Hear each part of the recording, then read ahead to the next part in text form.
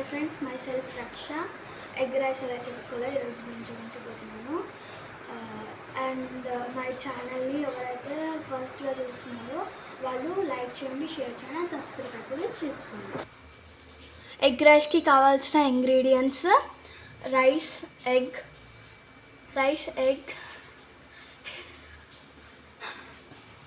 Egg రైస్కి కావాల్సిన ingredients rice, egg, పోపు దినుసులు, teaspoon of salt, teaspoon of కారం, టీ స్పూన్ ఆఫ్ పసుపు, గార్నిష్ కోసం కొత్తిమీర, కరివేపాకు, 2 టీ స్పూన్ల ఆయిల్ వేసుకున్నాం.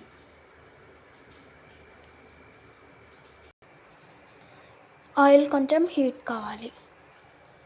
ఆయిల్ హీట్ అయిన తర్వాతకి పోపు దినుసులు వేసుకోవాలి. ఇవి హీట్ అయ్యేలోపు మనము ఎగ్ మిక్స్ చేసుకుందాం. అందులో మనము ఎగ్ కొట్టుకున్నాం.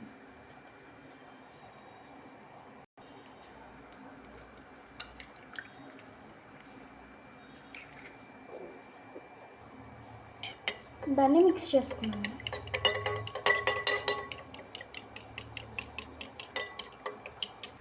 ఇప్పుడు అవి హీట్ అయింది కదా, అందులో మనం కరివేపాకు వేసుకున్నాం. కరివేపాకు హీట్ అయిన తర్వాత మనం ఎగ్ కూడా వేసేసుకున్నాం. ఇలా కొంచెం ఇలా హీట్ అయినప్పుడు మనము ఇప్పుడు టర్న్ బ్యాక్ చేసుకున్నా, ఇలా మనము మొత్తం విడ్ చేసుకున్నా కానీ ఏం కాదు. ఇలా కావాలి.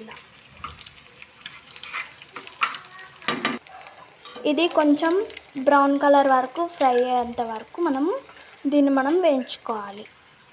ఇప్పుడు ఇది కొంచెం బ్రౌన్ కలర్లోకి టర్న్ అయింది కదా, ఇప్పుడు అందులోనే మనము 1 స్పూన్ వరకు సాల్ట్ వేసుకుందాం అండ్ మళ్ళీ కారం కూడా వేసేసుకుందాం. అందులో కొంచెం పసుపు వేసేసుకొని మిక్స్ చేయాలి. ఇప్పుడు దాన్ని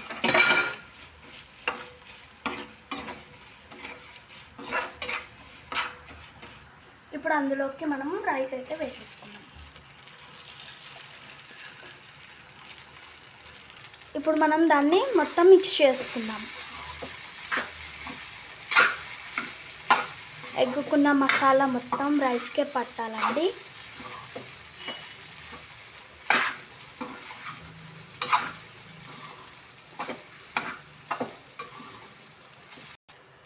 ఈక్వల్గా మొత్తం రైస్కి మొత్తం మసాలా పట్టేంత వరకు కలిపేసుకున్న తర్వాతకి కొంచెం పుదీనా వేసేసుకున్నాం గార్నిష్ కోసం.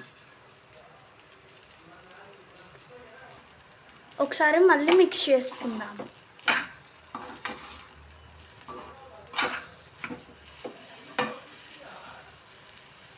ఇప్పుడు ఇలా పుదీనా మొత్తం కలుపుకున్న తర్వాతకి దాన్ని మనం ఒక 1 మినిట్ వరకు క్యాప్ పెట్టేసుకుందాం. 1 మినిట్ తర్వాతకి మనము క్యాప్ తీసుకోవాలి. క్యాప్ తీసుకున్న తర్వాతకి ఒకసారి మళ్ళీ టర్న్ చేసుకోవాలి.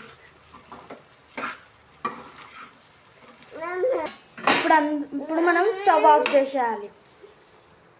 ఇప్పుడు ఒక ప్లేట్లోకి మనము సర్వ్ చేసేసుకుందాం.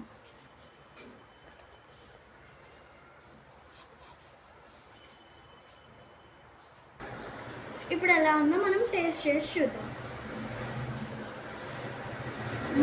చాలా బాగుంది. మీరు కూడా ఒకసారి ట్రై చేయండి. ఎవరైతే ఫస్ట్గా చూస్తున్నారో మా వీడియోని లైక్ చేయండి, షేర్ చేయండి అండ్ సబ్స్క్రైబ్ కూడా చేసుకోండి.